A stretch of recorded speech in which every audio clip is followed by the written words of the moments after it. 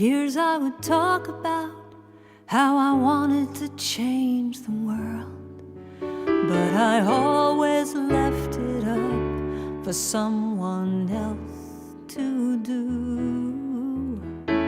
But then I finally realized I needed to take a stand, and that by changing my thinking I could change my life. And that's how I could change the world. So let there be peace. I am a stand for peace. Let there be love. I am a stand for love. Let there be joy. I am a stand for joy. We are making a new world now. Let there be peace. I am a stand for peace. Let there be love. I am a stand for love. Let there be joy. I am a stand for joy. We are making a new world now. Let there be peace. I am a stand for peace. Let there be love. I am a stand for love. Let there be joy. I am a stand for joy. We are making a new world now. Let there be peace. I am a stand for peace. Let there be love. I am a stand for love. Let there be joy. Welcome. My name is Reverend Pat Webster. I'm the lead minister for the Unity Social Justice Ministry. We're a national unity ministry. We send out invitations and emails to every Unity church in the U.S. and also about 360 followers so far. If you aren't a follower already, we hope you'll email me or us at mintpat007@gmail.com and let us add your name to our mailing list. Our nest, or our team members, are all members of my church, the Unity Center of Peace in Chapel Hill, North Carolina. Our vision is to engage in helping to create a kinder, more just, and loving world. Our vision is to inspire people to engage in acts, large or small, in social justice. Our North Star is Micah 6:8. What does the divine require of us but to do justice, love mercy, and walk humbly with the divine? So our mission in that is we are doing 2 broadcasts monthly. They're near the last Sunday of each month and or the first Sunday of the following month. We broadcast at 3 p.m. Eastern Time. There will be a Zoom meeting immediately following.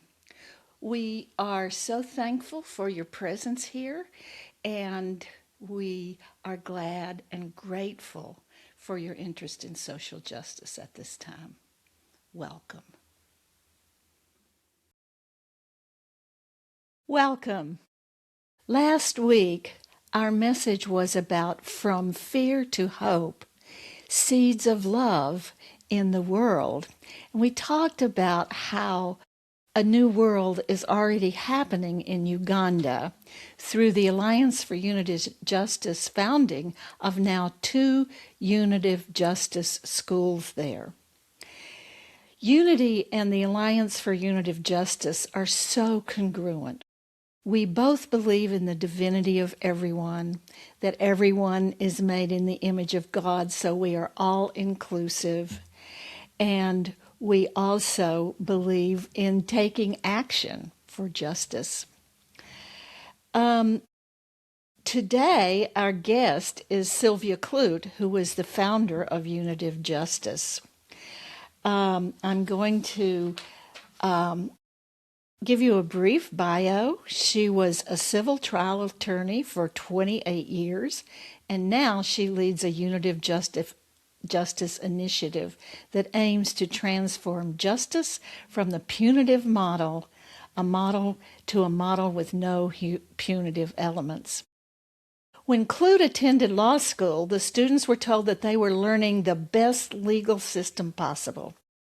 However, a decade into her legal career, she realized that there are two models of justice, vengeance and love. Law school taught her the vengeance model, retributive justice. For nearly 40 years, she has studied how to create a path from retributive justice to justice as love, leading to unitive justice, a model with no punitive elements that is now taught in schools and prisons in the U.S. and Uganda, and many workshops and college-level courses. Drawing upon lessons learned from two men who transformed the prison culture during their incarceration using principles aligned with unitive justice, Sylvia developed unitive justice criminology theory to guide the use of unitive justice in correctional institutions.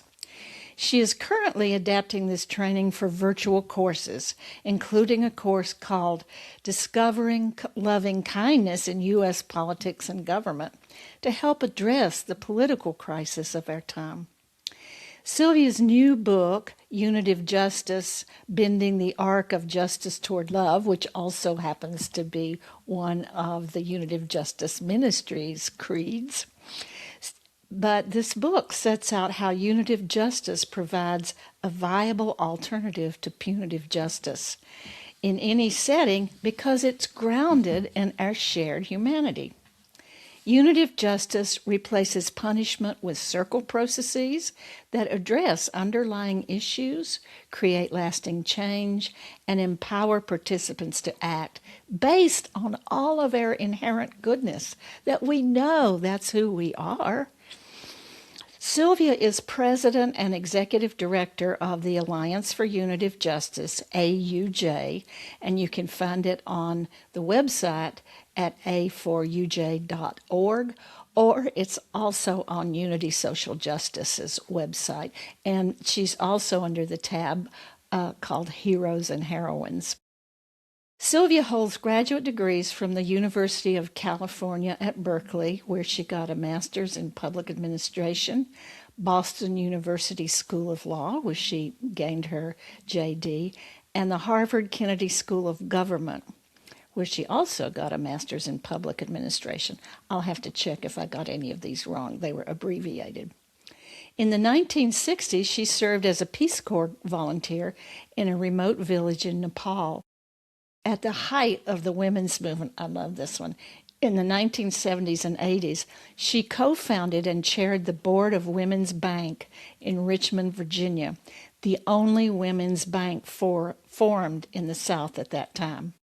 She also spearheaded legal changes to Virginia's laws regarding childhood sexual abuse and the rights of women. And we will post her websites on our website page under resources. So before we begin the conversation with Sylvia, we're going to show a short video, 6 minutes long, with Sylvia explaining more in depth about the Alliance for Unitive Justice so that you'll have an even better understanding as we go into the conversation. Welcome and thank you.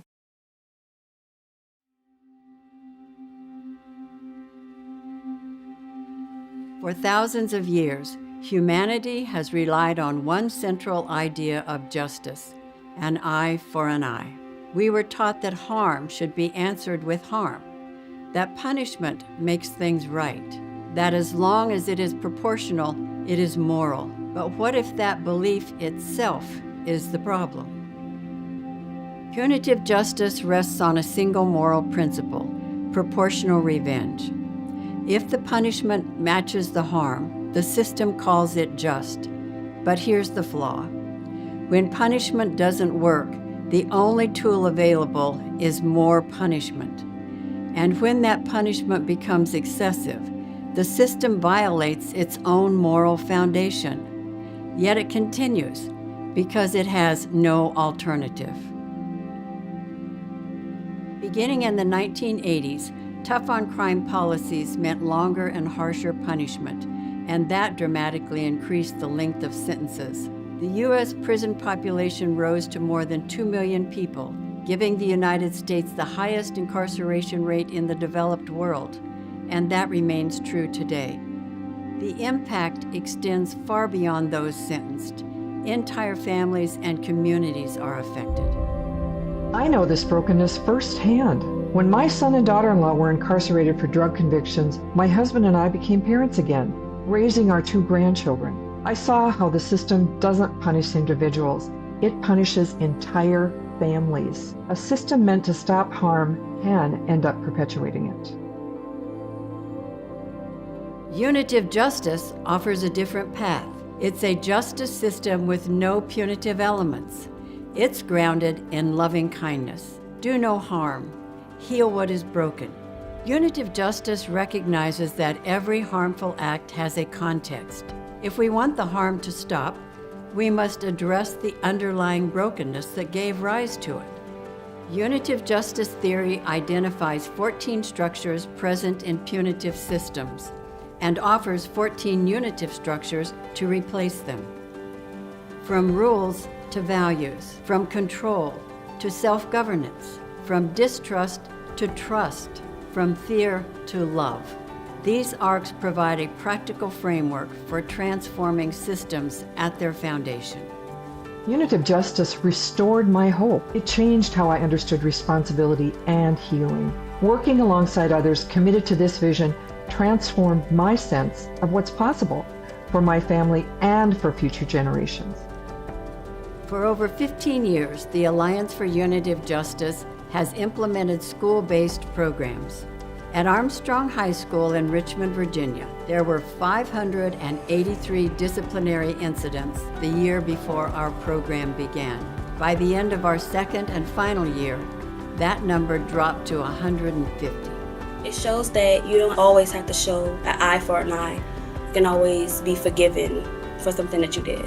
People will be able to hear them, or what they had to say, or why did they do what they did, or where was the mistake or misunderstanding that stops the problem before it escalates. I actually did a circle and I learned how to do it, but then it was a real conflict in the classroom. So me and my other friend that was in the program, we both really solved a conflict by ourselves.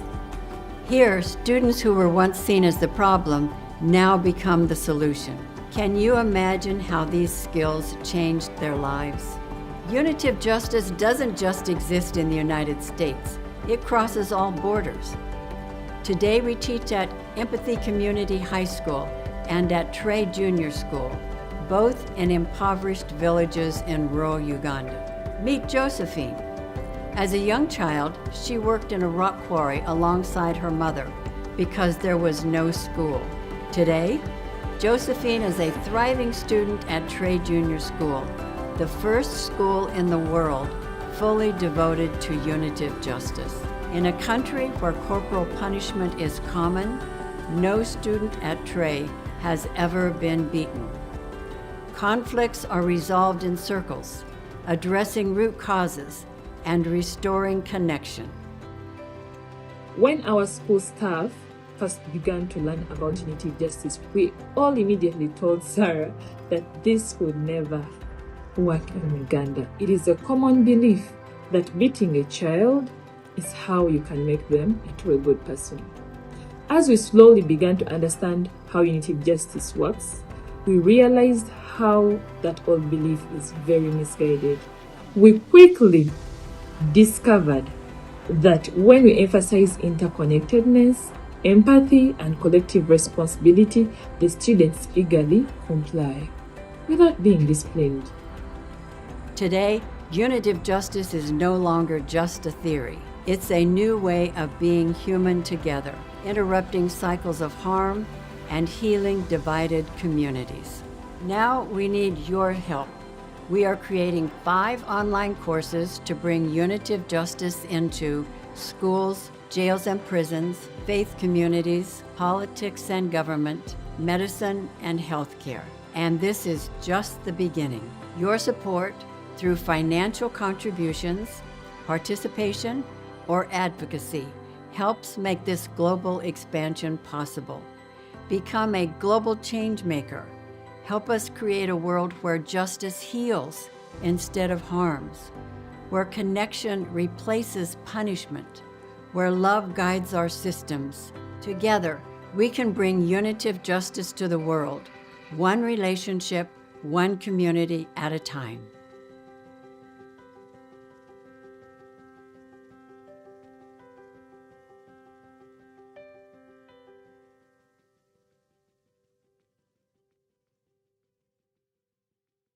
Well, welcome, Sylvia.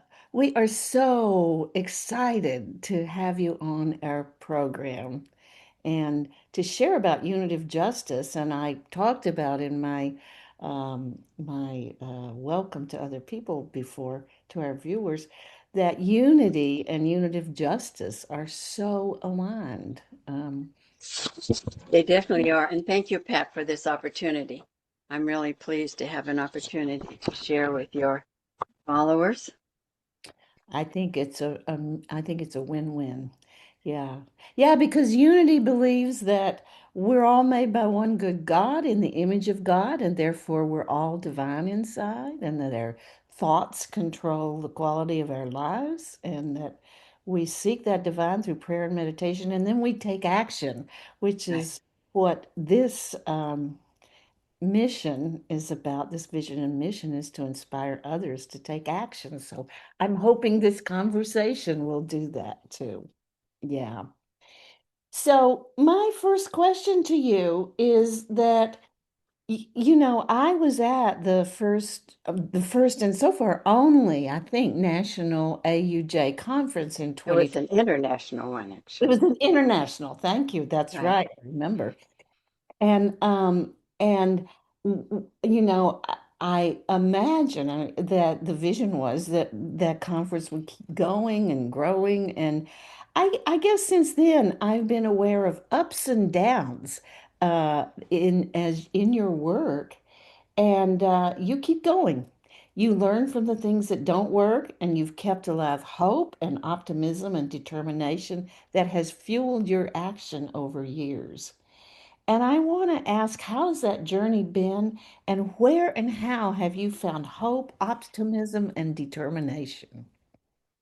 Well, this journey began for me in 1978 when I realized I was a practicing attorney. I had finished law school, I was practicing law, when I realized that there are 2 models of justice, vengeance and love. In law school, I learned the vengeance model. It's retributive justice that we're taught. And justice as love, I couldn't imagine what that was, had no idea. But in that moment, I made the commitment, I'm going to find out. So now it's been about a 40-year journey, 40 years, figuring out justice as love. And it's just the persistence. I would find things, you would go, 1 step forward, 2 steps backwards, whatever, all along the way. But I have to tell you, I didn't have a choice. This is my assignment. And I've known all along that this is my assignment, so I keep doing it. And now I'm very pleased with where it is. So I recently made a modification of the unitive justice theory that I think makes it even more powerful, more compelling, and more effective than it was before. So it's all good. Yay. It definitely requires commitment and stamina, but here we are. And I'm Yeah. pleased to be where I am right now. Yeah. So I've heard about one thing that gives you hope is your online courses. So tell us about those. So what's happened over the years, we're a small organization, have never had much money, and so we're limited in our capacity to teach to the number of people that can actually teach in person. And that's very limited. Although we have taught in a number of U.S. schools and in 2 schools in Uganda, all online, in-person online training, but we're limited by the number of people who can actually do that. And so we know that unitive justice needs to be global.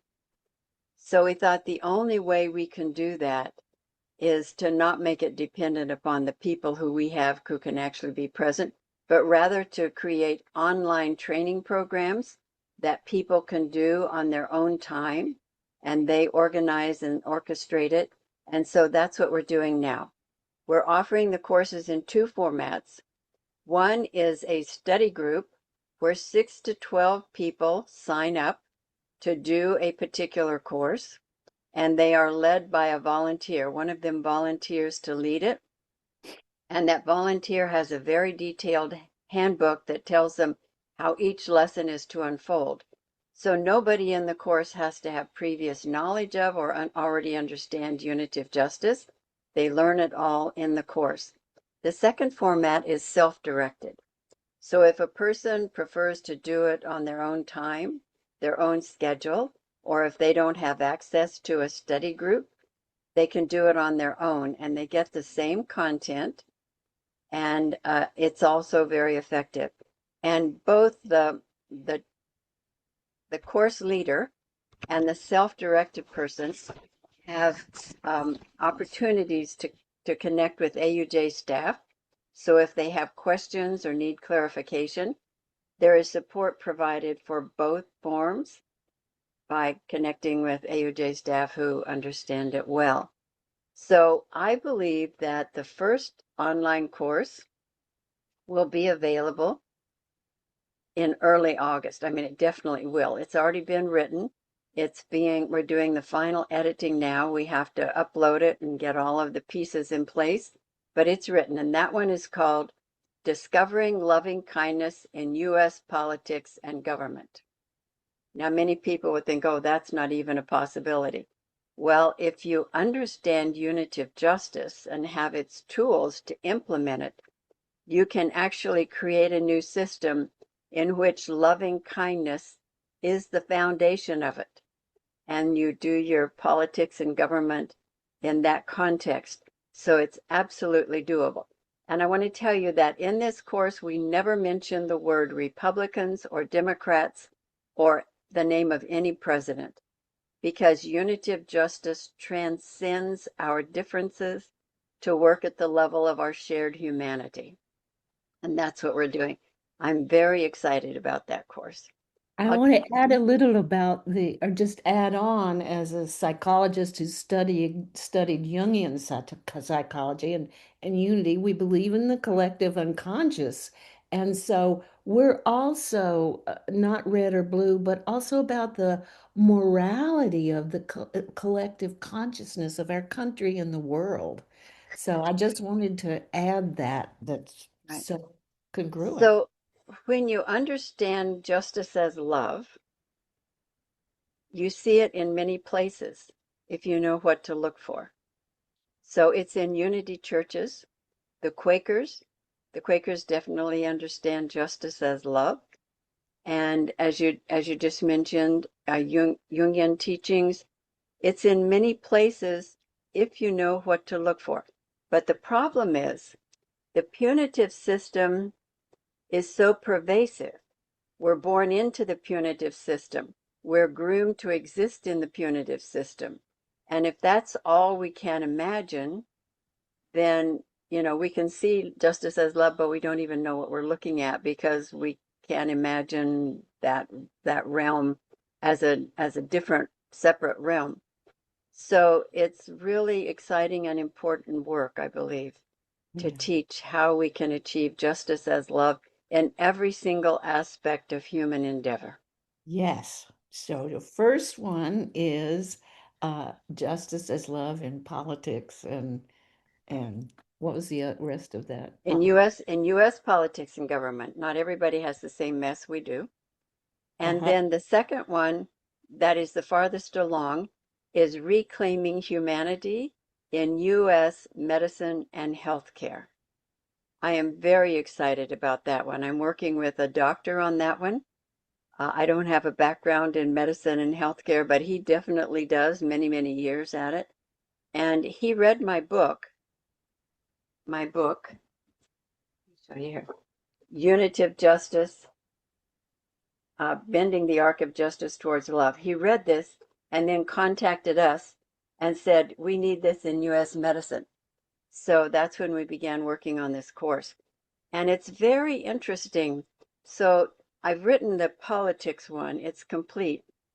And now I'm working with him on medicine and healthcare and applying unitive justice, justice as love, to medicine and healthcare, where you're dealing with human beings' life and death issues, their wellness at a very deep level. It's quite different from the politics one. The feel of it is very different. It feels so poignant. Yes. I'm very excited about it. I've told the doctor I'm working with, I know this is going to end up being reported in medical journals. Yes. Because he is, and also he teaches students now. So he's retired from 20 years as a surgeon, but now he's teaching at a medical school and he has many students. And I told him, after students take this course, I don't know how they could work in that in the corporatized medicine that we have, because you see how wrong it is. And so I'm very excited about that one. Another one that you're involved in that is very exciting is the moral crises of our time. So diverse groups and perspectives coming together to address the moral crises of our time. Now, this is a big undertaking. Most of our courses are designed, each lesson is 90 minutes. But when we're dealing with the moral crises of our time, we're designing them to be half day. Each lesson will be half day. A 90-minute lesson, then a 30-minute break, which is very important for networking and mutual support. And then you do the second half.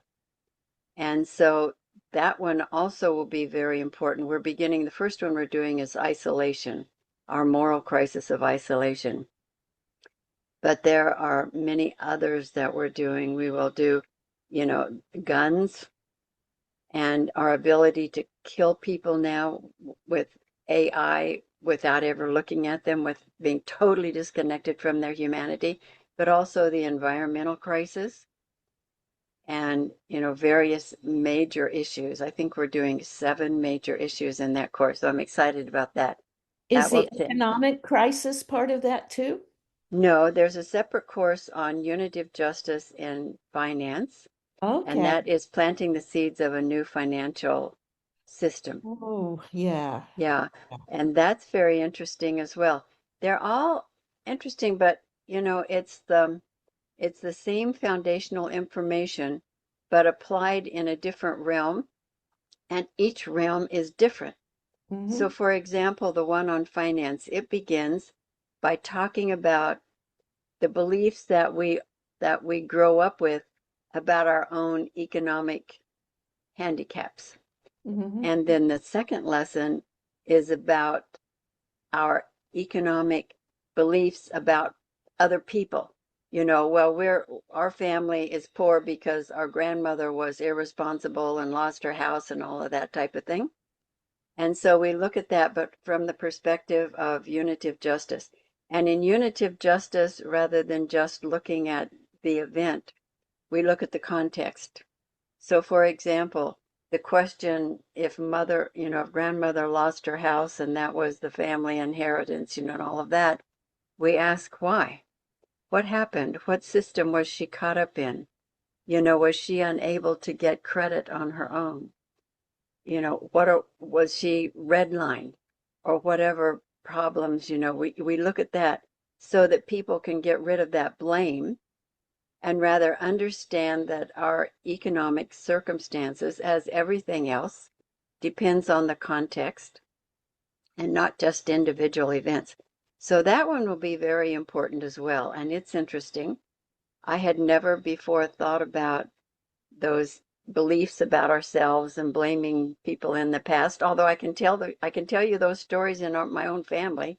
They exist. So anyway, that one will be another important one. So I And wanted then, to just add a little. We had a focus several months ago on economic justice. And also, I have about 5 clients in psychotherapy, all of whom work for the big tech corporations, get paid a lot of money, and are very unhappy, except for one of them. One of them is one that's a service-oriented one. And they feel like there's golden handcuffs, and it's not just about the money. It's from ways they've learned leadership and all of that. But I think collectively, um, and and collectively, we've created an imbalance in finances. And this is so we're also praying for the billionaires and hoping that they have some change of consciousness as well. yeah, definitely. So finance is trapped in the punitive system, the Mm, punitive structures and punitive language that everything else is trapped in. say And more we about don't that. realize it. It's about judgment, it's about hierarchy, it's about, punishment. Mm, It's all, I mean, our financial system is a punitive system, totally. The language and everything, it's the punitive language.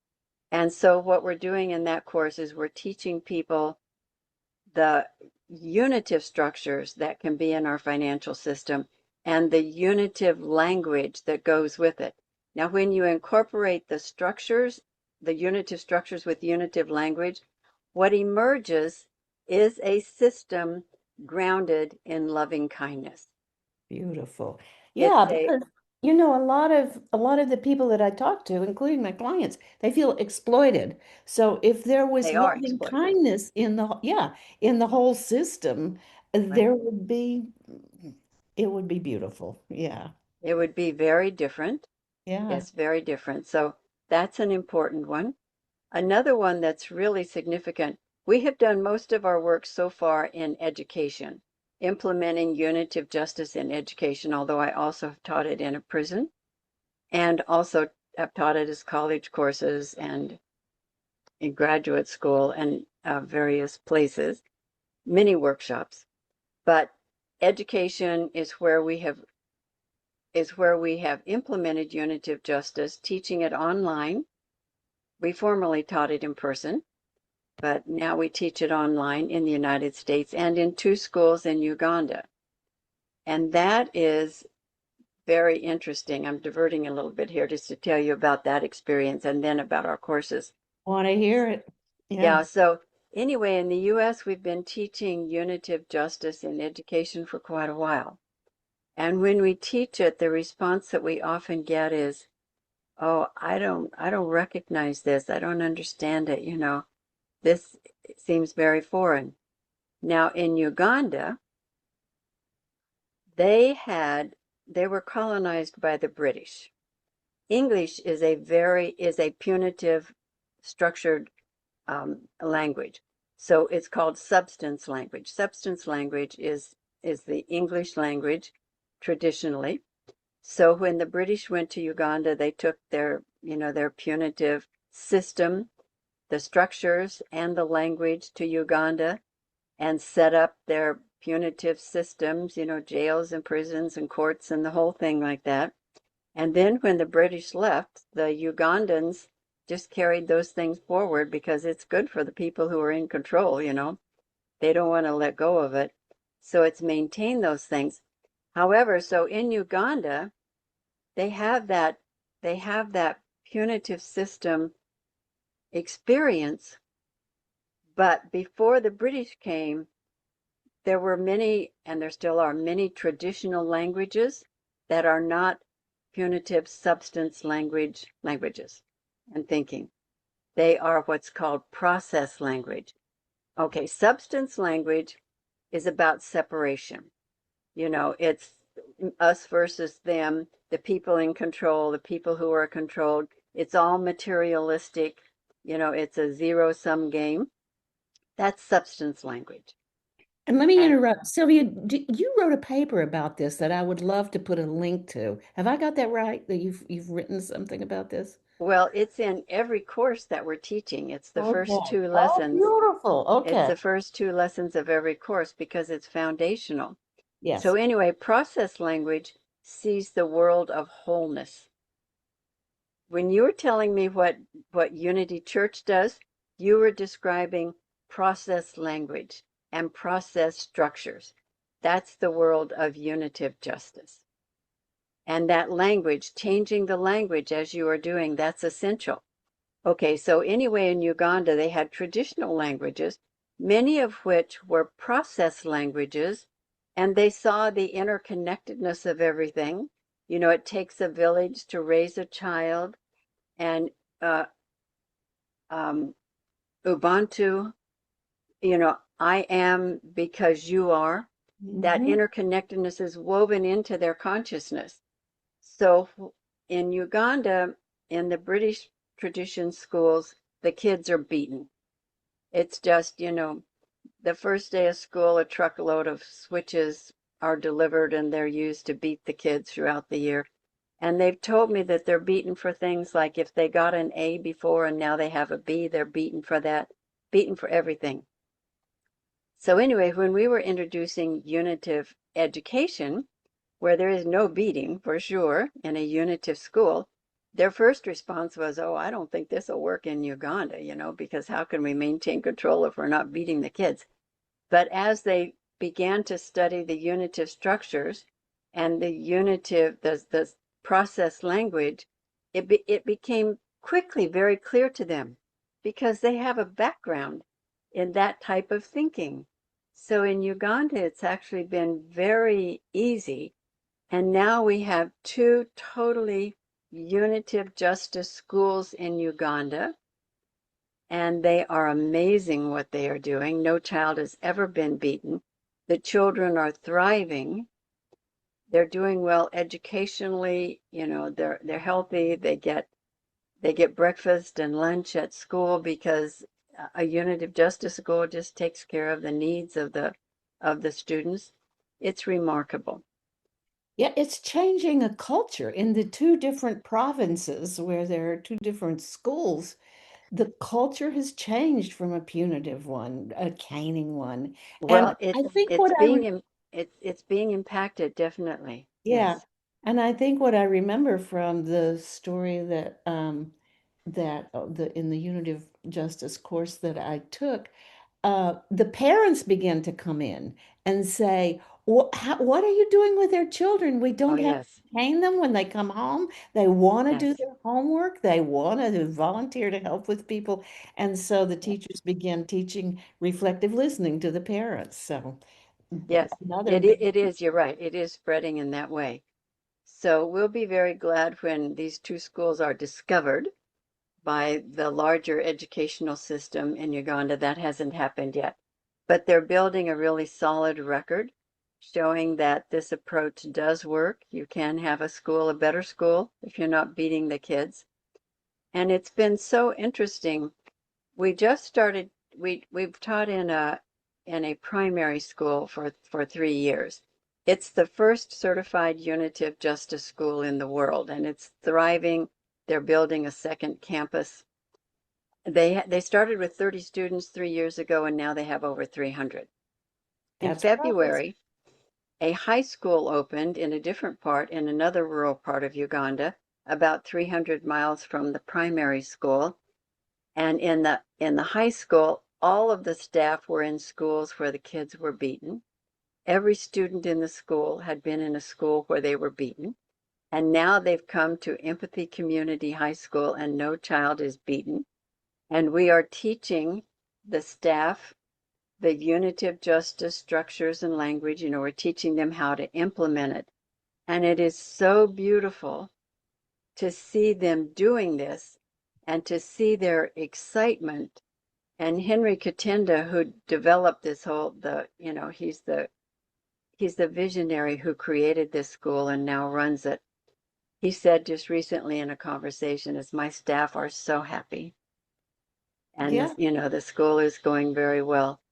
But I asked them in one of the classes, I asked them, well, what difference do you see among your students that you didn't see in the school where they were beaten? And a number of them immediately said they trust us.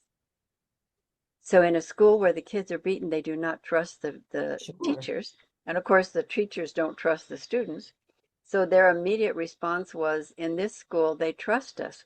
And a very interesting development came out of that. This is high school. In Uganda, many girls who are 14 or 15 years old are put in an arranged marriage. And so there were some girls in the school, in this high school, which just started in February, who came to their teachers because they could trust them to tell them that their parents wanted to marry them off and they wanted to stay in school. So the teachers intervened. And so that is a big cultural change that is being impacted and changing the lives in another very profound way.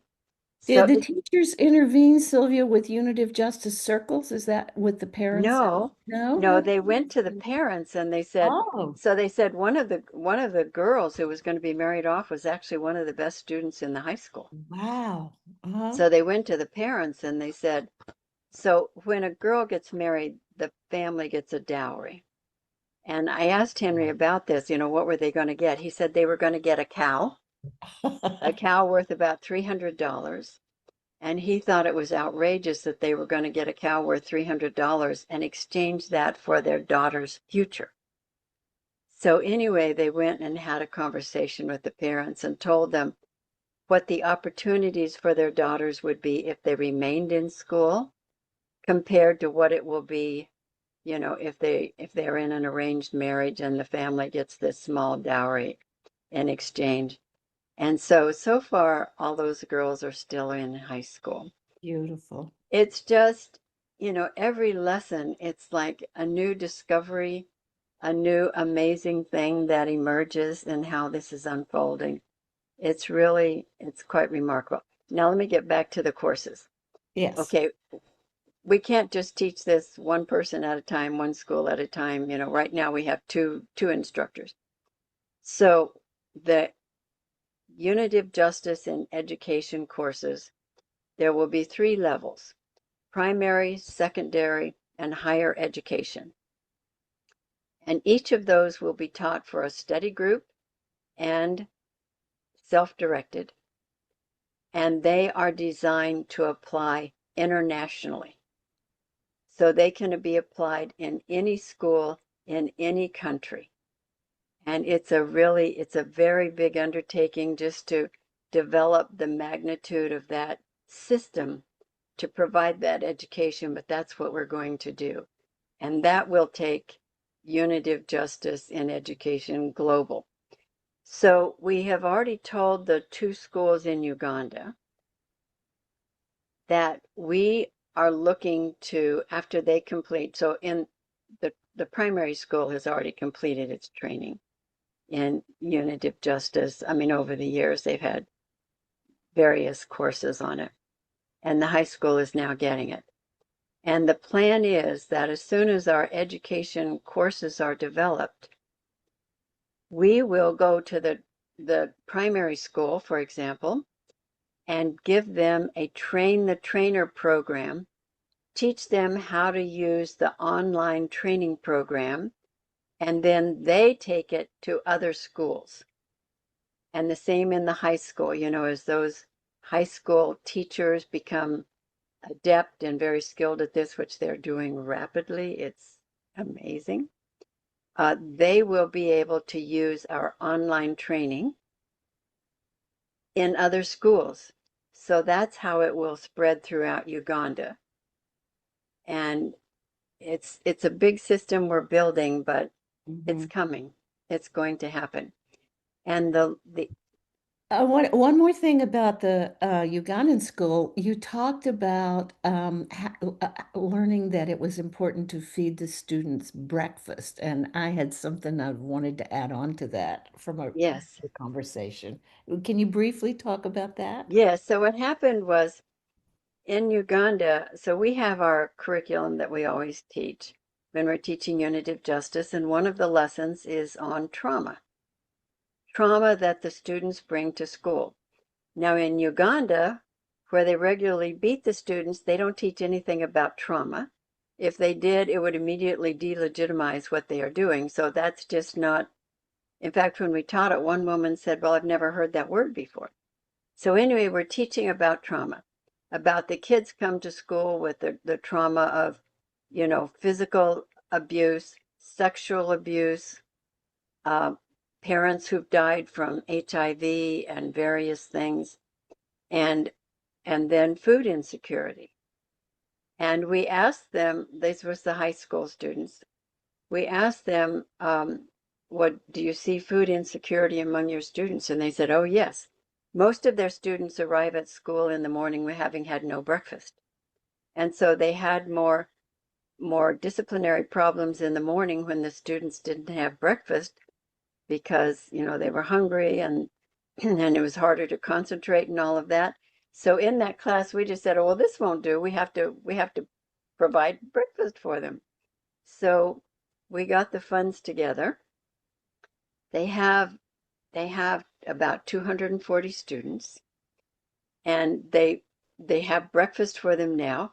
We got them metal cups so they don't put the hot tea and the hot meal, the hot porridge, in plastic cups because we know now that's very bad for you. So they have metal cups, and so they have the breakfast now every morning. It costs about $87 a day to provide breakfast for all the students, and they also have lunch. Now in the elementary school, they've had breakfast and lunch as well. Okay, so anyway, they started providing breakfast for the students.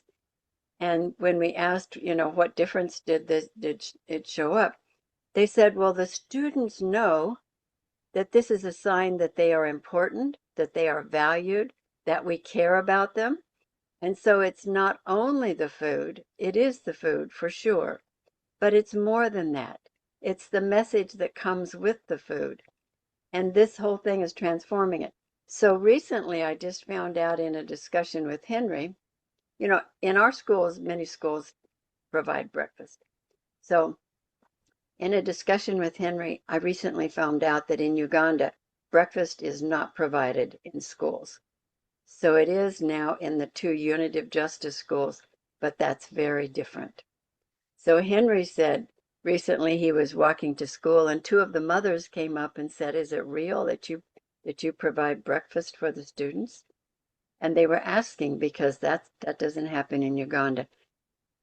So, when you introduce justice as love, everything changes. And those are ways that it has changed. So when we make this teaching available in primary, secondary, and higher education around the world, I know it will have a significant impact. Really. And I've had an idea that I'm going to float by my team that I think they will be excited about. And that is that when we tithe from our donations, I would like to divert that tithe, or I'd like to name the the recipient of that tithe to help with the food in Uganda. And so I will say to those of you who are watching, a donation to our ministry will also help the students in Uganda if my team Yeah, okays. that would be wonderful Yeah. because now that they've started, they can't stop. No, They no. must continue Yeah. to provide these 2 meals a day. And it is expensive, in Uganda terms. It's going to require a lot of donations from a lot of people to sustain it. But the impact, the difference it's making in the lives of the students is beyond even what words can describe. Yeah, profound. Okay, so does that finish about education? Are we on to the next? That's all. So the last one is loving kindness in jails and prisons. I mentioned I have taught Unitive Justice in one prison, and it was an amazing experience. But prior to that, there were 2 men who were incarcerated, Taylor Paul and Prince Bun. They were incarcerated. They were sentenced when they were young men. Well, as youth, they were in detention centers repeatedly, and eventually their crimes progressed, and they were sentenced. Both were eventually sentenced for life. One life plus 80 years, and another life plus 32 years, I think it was.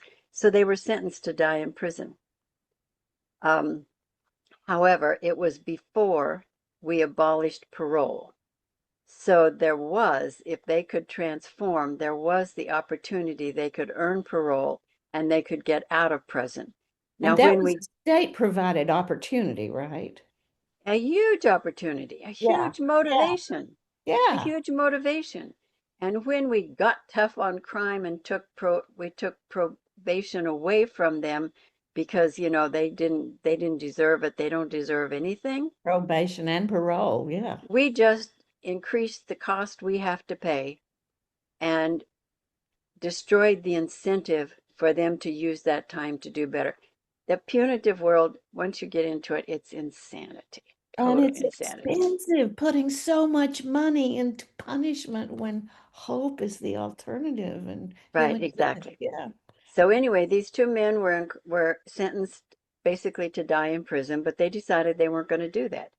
And they knew that what they had done before would never get them out of prison. So they were going to have to figure out the opposite of what they did before. And so they began with hanging up signs that said self-governance. And the men in their prison pod says, well, what does that mean? And they said, well, self-governance means that we're going to follow all the rules in the handbook so that the guards who, some of them would use those minor violations to punish them, and it caused a lot of conflict. So they came up with the idea is we will just simply comply with all the rules and we won't give them an opportunity to do that. So from there, a lot of other things changed as well. And eventually they did earn parole. They were both released. And they were released. I met them shortly after they were released. And in talking to them, and they told me what they did in prison, having studied unitive justice and justice as love for a long time by then, I immediately recognized what they did. They figured out justice as love in the prison. That was the opposite of what they had done before. And in order to get out, they implemented justice as love in their prison pod. It transformed themselves so they could earn parole, but it transformed the whole prison pod, and then it spread more broadly throughout the prison. And so when I met them and I found out what they were doing, I immediately recognized they figured out they didn't know about the Quakers or Unity Church or Unitive Justice or any of that, because justice as love is inherent in our humanity. It's Yes. in us. Yes. And you used that self-governance as one of your arcs. That was something you learned from them, correct? That's exactly when I found out that from them. I added it as one of the Unitive Justice arcs because it was so clear Yeah. that that's sort of the foundation. If we want loving kindness in politics, it's going to start with our own loving kindness. Self-governance is where loving kindness in politics is going to begin. Yeah. We It's start with where, ourselves too. We start yes, with ourselves. and Yeah. that's true in education. It's everywhere that self-governance is foundational. So I started out with, originally there were I could see three structures. So I was a trial attorney when I figured out there were two models of justice, vengeance, and love. So I was going into the courtroom, totally immersed in the punitive system, seeing the structures that were there, and clearly hierarchy, judgment, and punishment are so clear. So I knew that in order to have justice as love, it could have no punitive elements. So justice as love would be non-hierarchical, non-punitive, and non-judgmental. Just had to figure out how to do that. But that's how the 14 arcs developed. And when I met Taylor and Prince, I realized self-governance is another one of those foundational ones that's very important. I So want to they're go back just 1 second. So Mhm. I want to tell the viewers, and we have these on our website and on your website too, which is on our website. But the theory that you developed is 14 arcs, and as far as we know, it's the first and only theory of unitive justice. And I also wanted to go back and finish the story. Just one more detail that I think is so important about what happened with recidivism in that Richmond prison as a result of Taylor and Prince's actions. okay. So let me just sort of fill in what you were saying. So unitive justice theory has 14, now it's 14 arcs in a punitive system. I mean, structures, 14 punitive structures: hierarchy, judgment, punishment, dishonesty, um, control, 14 of them, fear. And so it also has 14 unitive structures. So you compare, going from fear to love, from rules to values. And so going from the punitive one to the punitive one to the unitive one, we call that each one an arc. So they're the 14 arcs. So And that's how this. I want to compliment that wisdom, because we know that if you're going to leave something behind, you have to have somewhere to go to, because nature abhors Right. a vacuum. So you named where we need to go. Right. We can't get rid of the old system until we have something better that we can actually implement. Right. And that, in part, has kept us trapped in the punitive system. A lot of people in that system know that it's got a lot of problems, but they don't have a viable alternative. Right. So this makes it very clear. It sets out the path.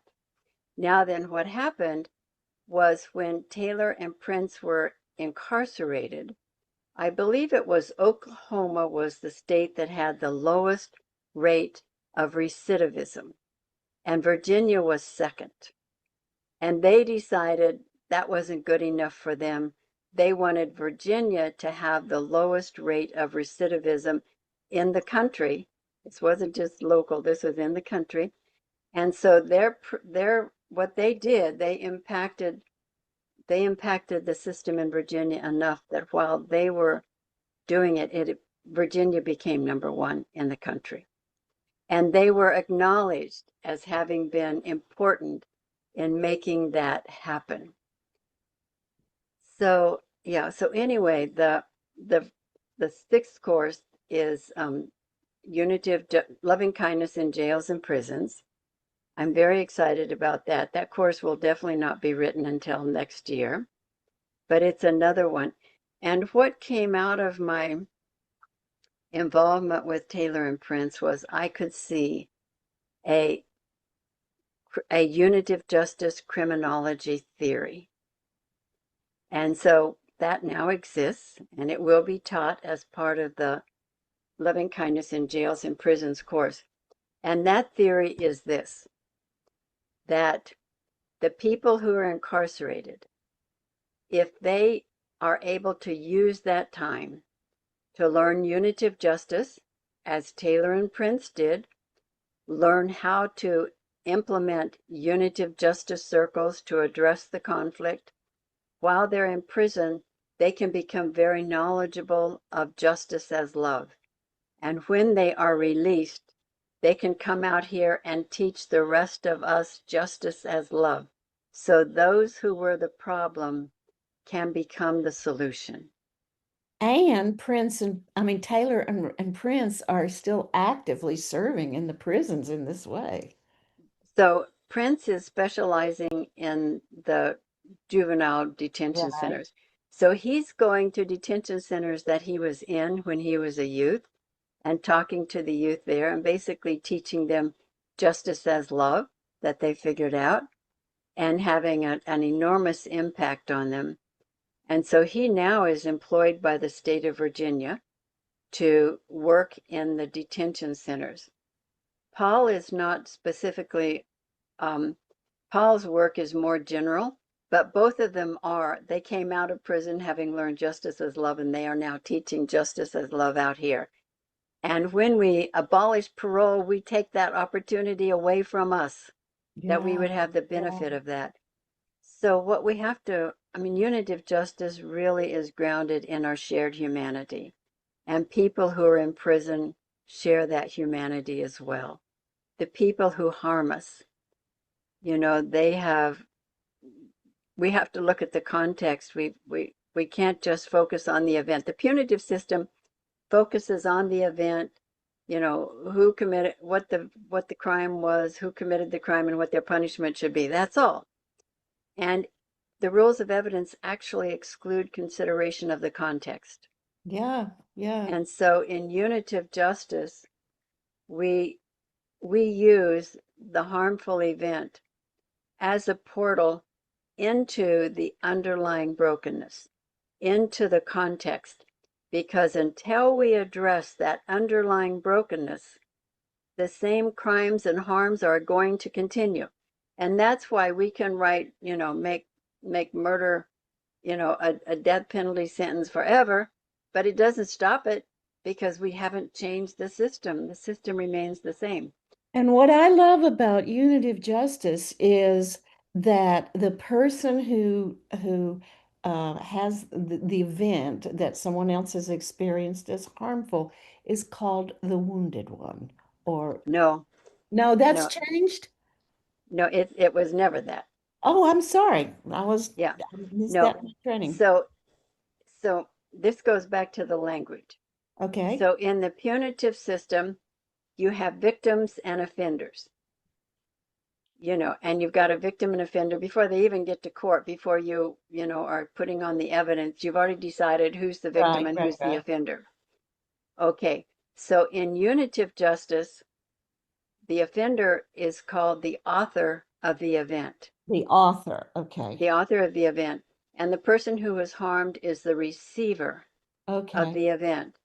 And so we haven't judged before we even find out the facts, Right. you know, who's guilty and innocent. And so therefore we can just now decide their punishment before we even need to know what's happening. Yeah. So, yeah, so we just want to signify that they haven't yet been judged. We don't have all the information yet. Yeah. And of course, there are instances where it's really absolutely clear, you know, like a drunk driver killing someone. I mean, that's very clear. There's no question about that. But still, until we use that as an opportunity to look at the underlying brokenness, drunk drivers are going to continue to kill people. Right. When we look at the underlying brokenness and can address what it is that's causing, you know, the alcoholism or whatever, it's going to go on. That's just how the punitive system works.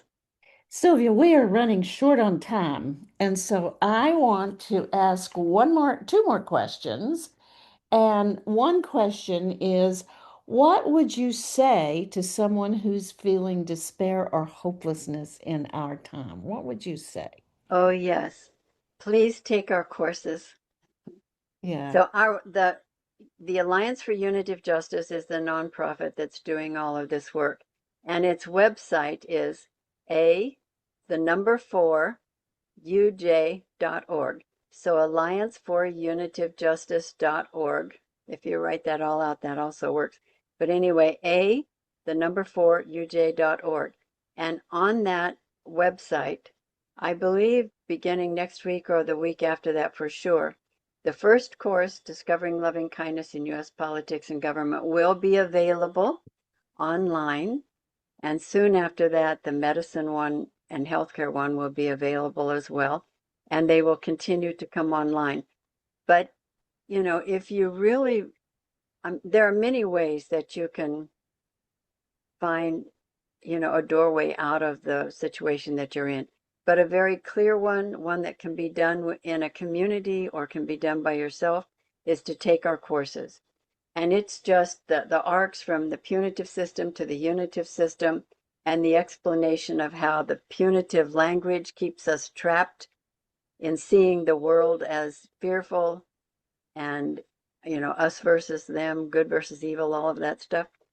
And then you see how the unitive structures have no punitive elements, and the unitive language, the process language that describes a world of wholeness, interconnectedness, relationships, when they see that, they're going to understand the brokenness of the punitive system. The lying that happens all the time in our politics, that's a structure. Dishonesty is one of the fundamental structures of a punitive system. Lying is how it operates. So in a unitive system, you have to have honesty. Unitive justice does not work without honesty, period. If you're not honest, you're wasting your time.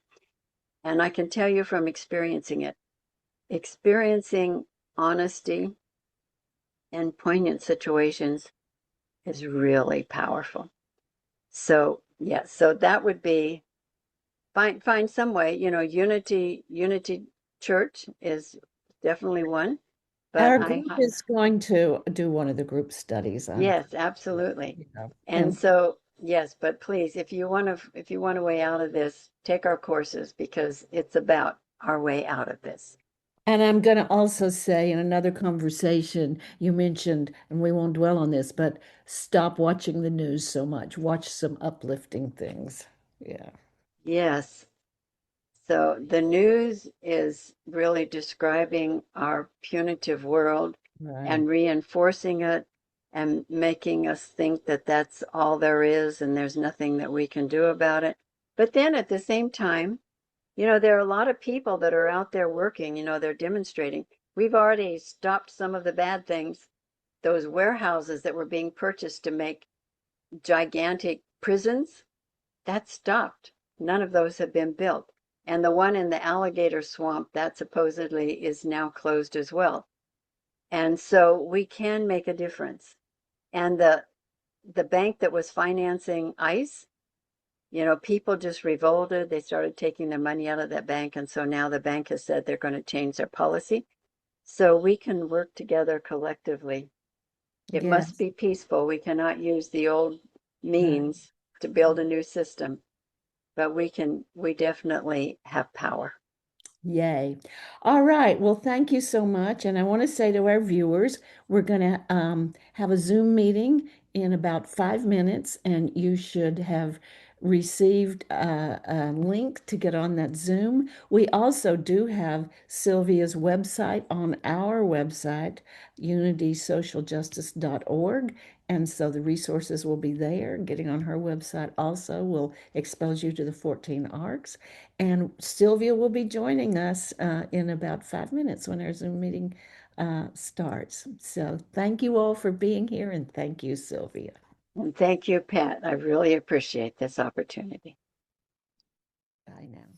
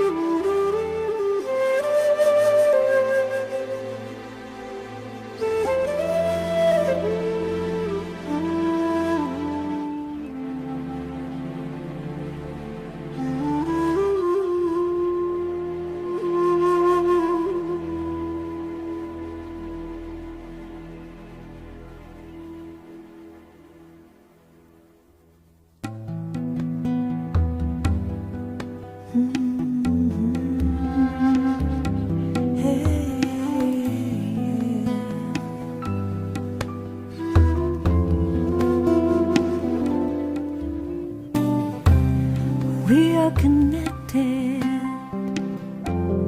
by the heart.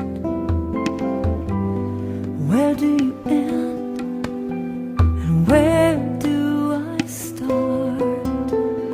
Anything you pray for, if fear is in your way, I am here to listen to anything you need to say. Your prayer is my prayer too.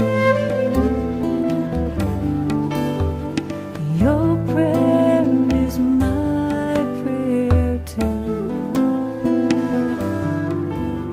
Whatever you feel, I feel too. You're a part of me, and I'm a part of you. Your prayer is my prayer too. My prayer too.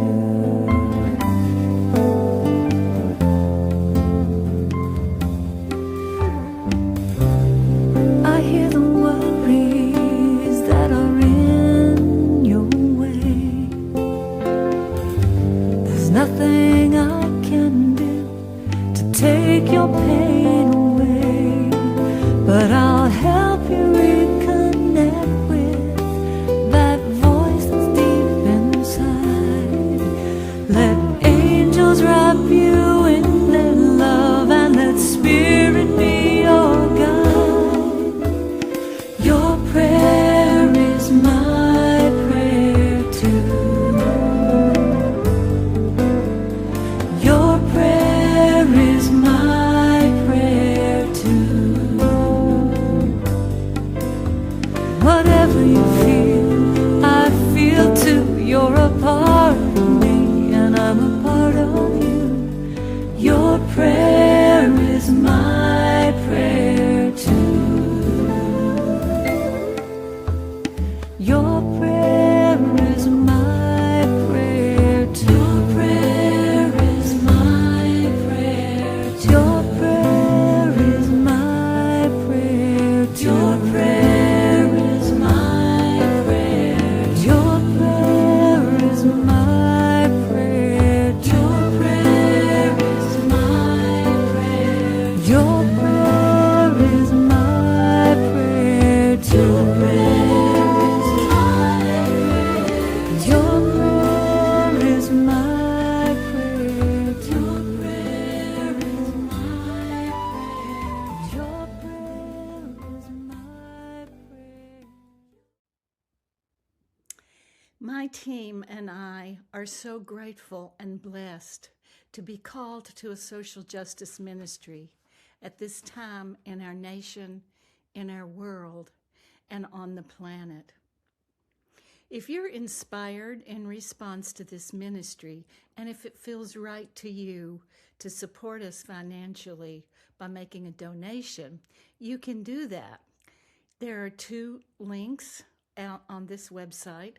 One will allow you to make a donation through PayPal, which you can donate from a credit card or from a debit card. The other one is a link to Zelle, which will debit your bank account and go to our treasurer. A fellow social activist reminded me that to donate to social justice causes that inspire us is also an act of social justice. Thank you.